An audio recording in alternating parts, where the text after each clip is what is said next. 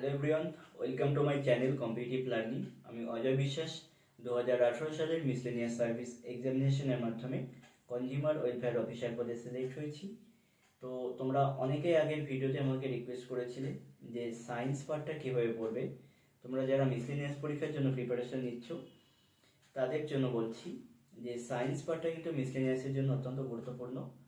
মানে মিসলেনিয়াসের যে প্রিলির কথা যদি বলি, সেক্ষেত্রে প্রিলিতে কিন্তু 100টা কোয়েশ্চেন থাকে, প্রত্যেকটা কোয়েশ্চেনে 2 করে মার্কস থাকে। তোমরা জানো 75টা থাকে জিএস বা জেনারেল স্টাডিজ থেকে, আর 25টা থাকে অ্যারিথমেটিক থেকে। এই 75টা জিএস এর মধ্যে সবথেকে যেটা গুরুত্বপূর্ণ, বেশি ফোকাস করে বিগত বছরগুলোতে, সেটা হলো ট্র্যাডিশনাল জিকে বা স্ট্যাটিক জিকে। আর এই ট্র্যাডিশনাল জিকে বা স্ট্যাটিক জিকে কিন্তু 20 থেকে 25টা কোয়েশ্চেন আসে। তারপরেই সবথেকে বেশি কোয়েশ্চেন আসে কিন্তু সায়েন্স থেকে। সুতরাং সায়েন্স পার্টটা অত্যন্ত গুরুত্বপূর্ণ। তো তোমরা জিজ্ঞেস করেছিলে যে সায়েন্স পার্টটা আমরা কোন কোন বিষয়ের উপর বেশি ফোকাস করব মিসলেনিয়াসের প্রিলিমসের জন্য। তো দেখো, আমি বলবো সায়েন্সের জন্য অন্যান্য কম্পিটিটিভ পরীক্ষার জন্য যেমন তোমরা যে টপিকগুলো দেখো, মিসলেনিয়াসের জন্য কিন্তু সেম টপিকগুলোই দেখতে হবে। আর সায়েন্সের জন্য আমি একটা কমপ্লিট বুক লিস্ট তোমাদেরকে আমি শেয়ার করেছি। সেখানে আমি বলেছিলাম যে সায়েন্সের জন্য কোন কোন বই তোমরা পড়বে। সেক্ষেত্রে আমি বলেছিলাম যারা নতুন শুরু করছো বা যারা বাংলা মিডিয়ামের স্টুডেন্ট, তারা পুরনো ওল্ড সিলেবাসের 9-10 বই, এই বই দুটো মানে সায়েন্সের বইগুলো ভালো করে দেখো। ওখান থেকে কিন্তু 60 থেকে 70% কভার হয়ে যাবে। বাকি বলেছিলাম লোসাইন জিকে দেখতে।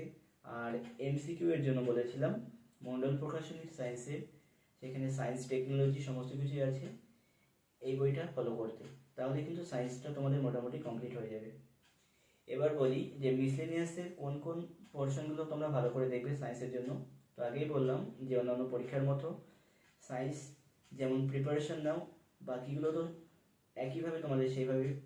তো এবার আসি মিসলেনিয়াসের সায়েন্সের জন্য কোন পার্টগুলোতে তোমরা বেশি ফোকাস করবে। আমি আগেই বললাম যে অন্যান্য কম্পিটিটিভ পরীক্ষার মতো এক্ষেত্রেও কিন্তু সায়েন্সের যেটা ফিজিক্স, কেমিস্ট্রি বা বায়োলজি, এই 3টে টপিক বা পার্ট রয়েছে।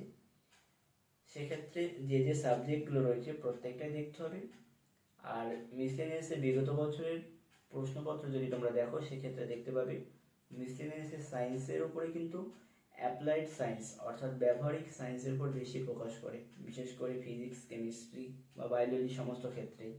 অ্যাপ্লাইড বলতে কেমন, অর্থাৎ তার ব্যবহারিক প্রয়োগটা সায়েন্সের। বিগত বছরের প্রশ্নগুলো কিন্তু এইভাবে এসেছে, মানে সরাসরি কোশ্চেন যে আমরা ট্র্যাডিশনালি যেমন পড়ে আসি সায়েন্সটা, সেইভাবে কিন্তু এখানে গতানুগতিক সায়েন্স খুব একটা আসে না, খুবই অল্প। মানে ব্যবহারিক প্রয়োগগুলো কিন্তু এখানে বেশি করে আসে। এবং তার সাথে সাথে সায়েন্স অ্যান্ড টেকনোলজি, এই পার্টটা দেখতে হবে। সায়েন্স টেকনোলজি মানে ট্র্যাডিশনালি যে কোশ্চেন হয় সেগুলো তো তোমরা দেখবেই, যেমন ইসরো থেকে শুরু করে, নাসা থেকে শুরু করে, আরও আমাদের সায়েন্স টেকনোলজির যে সমস্ত পুরনো যে ইতিহাস রয়েছে নাসা, ইসরোর, এগুলো তো তোমরা দেখবেই। তার সাথে সাথে কারেন্ট অ্যাফেয়ার্সের যে সায়েন্স অ্যান্ড টেকনোলজি হয়, সেই পার্টটা কিন্তু বেশি করে ফোকাস করবে। কেমন, যেমন কারেন্ট অ্যাফেয়ার্সের অনেক সময় যে নতুন নতুন কোনো এলিমেন্ট আবিষ্কার হলো বা কোনো কম্পাউন্ড আবিষ্কার হলো, এই যৌগটার নাম কি, তারপরে কোনো কোন দেশ থেকে কোনো নতুন প্রজাতির উদ্ভিদ বা প্রাণী পাওয়া গেল, সেটা কোন দেশ থেকে, কোন ইউনিভার্সিটি বা কোন বিজ্ঞানীরা আবিষ্কার করেছে, এমন কিছু।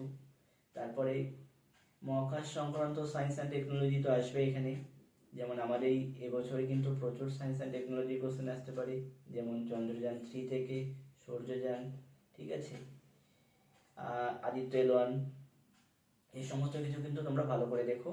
তার সাথে সাথে যে আমাদের যে ডিফেন্স সিস্টেম রয়েছে, যেটা হচ্ছে মিলিটারি ডিফেন্স, অর্থাৎ নৌবাহিনী, বিমান বাহিনী, আর আমাদের যে স্থল বাহিনী সেনা বা স্থল সেনা রয়েছে, তাদের যে টেকনিক্যাল টার্মগুলো রয়েছে বা বিভিন্ন যে আমাদের অস্ত্রগুলো রয়েছে, পৃথি, অগ্নি, ঠিক আছে, ব্রাহ্মস, এই সমস্ত মিসাইল রয়েছে, এই সমস্ত মিসাইল সিস্টেম থেকেও কিন্তু সায়েন্স টেকনোলজি থেকে কোশ্চেন আসে। তাহলে কারেন্ট টপিকটা কিন্তু very very important science and technology. বিশেষ করে তোমরা যদি ইউটিউবে যদি কারেন্ট অ্যাফেয়ার্স আমি যে চ্যানেলগুলো বলেছি সেই চ্যানেলগুলো যদি ফলো করো, সেখানে দেখবে তোমাদের ইন্ডিভিজুয়ালি সায়েন্স অ্যান্ড টেকনোলজি থেকে কারেন্ট অ্যাফেয়ার্স করায়, তার সাথে সাথে অ্যাচিভার্স ম্যাগাজিন যদি পড়ো সেখানেও কিন্তু সায়েন্স অ্যান্ড টেকনোলজির জন্য আলাদা একটা চ্যাপ্টার থাকে, প্রত্যেক মাসে বেরোয়। সুতরাং সায়েন্স অ্যান্ড টেকনোলজিটা কিন্তু তোমরা খুব ভালো করে দেখবে। এরপর আসি মেন্সের জন্য কি তোমাদের সায়েন্স অ্যান্ড টেকনোলজি বা জেনারেল সায়েন্সের জন্য আলাদা করে কোনো প্রিপারেশন নিতে হবে? দেখো, মেন্সের কোশ্চেন যে জেনারেল স্টাডিজ থেকে কেমন আসে আমি তোমাদের সাথে আলোচনা করেছি আগের ভিডিওতে। সেখানে দেখবে যে মেন্সের কোশ্চেন জেনারেল স্টাডিজ থেকে 50 নম্বর থাকে, সেক্ষেত্রে 1 লাইনের করে কোশ্চেন থাকে সাধারণত। তো আমি বলবো আলাদা করে কোনো প্রিপারেশন নেওয়ার দরকার নেই মেন্সের জন্য। প্রিলিমসের জন্য তোমরা যদি প্রিপারেশন নাও, সেই প্রিপারেশনে মেন্সের প্রিপারেশন হয়ে যাবে। তো এই ছিল সায়েন্স অ্যান্ড টেকনোলজি এবং জেনারেল সায়েন্স থেকে তোমরা মিসলেনিয়াস পরীক্ষার জন্য কোন কোন বিষয়গুলোকে ফোকাস করবে সেই বিষয়ে আমার একটা সাধারণ ধারণা। তোমরা যদি এই বইগুলো ফলো করো এবং এরকমভাবে প্রিপারেশন নাও, আশা করি তোমরা পরীক্ষাতে হেল্প পাবে। তো আজকের ভিডিওটা এই পর্যন্ত। নেক্সট ভিডিওতে গুরুত্বপূর্ণ টপিক নিয়ে তোমাদের সাথে আলোচনা করব। Thank you.